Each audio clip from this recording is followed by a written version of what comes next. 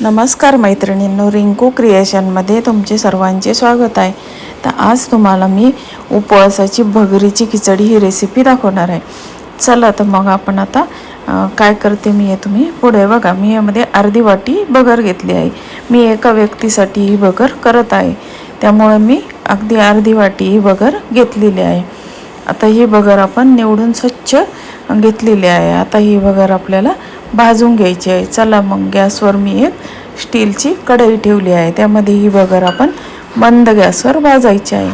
भगर भाजली की फुलली जाते, त्यामुळं भगरीला पाणी हे जास्त वापरायचं असतं।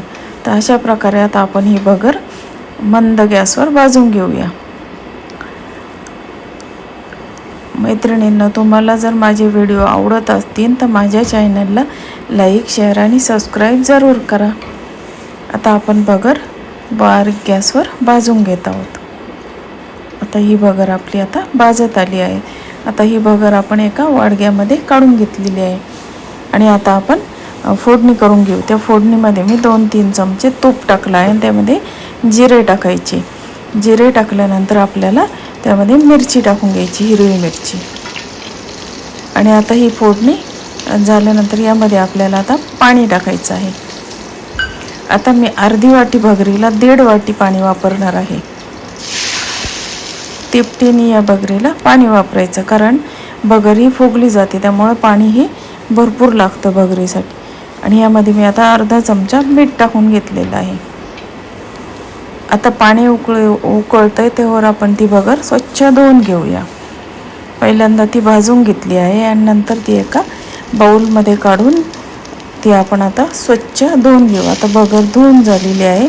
आता त्या उकळत्या पाण्यामध्ये आपण ती भगर टाकलेली आहे आणि गॅसची फ्लेम ही मोठी ठेवायची। फुल फ्लेम ठेवल्यामुळे पाणी हे पटकन उकळलं जातं आणि भगर लवकर शिजली जाते। तर बघा मैत्रिणींनो, आता आपली भगर पाणी उकळायला लागलेलं आहे जास्त, आणि आता ते पाणी आपण 5 मिनटं उकळू देऊ आणि नंतर गॅस स्लो करायचा आणि त्याच्यावर आपल्याला झाकण ठेवायचं आहे।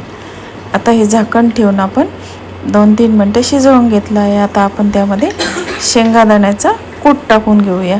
भगर शिजत आल्यानंतर आपण शेंगादाण्याचा कूट त्यामध्ये टाकून घ्यायचा आहे आणि आता हे व्यवस्थित असं हलवून घ्यायचं आणि नंतर त्याच्यावर परत आपल्याला 2-3 मिनटासाठी झाकण ठेवायचे आहे।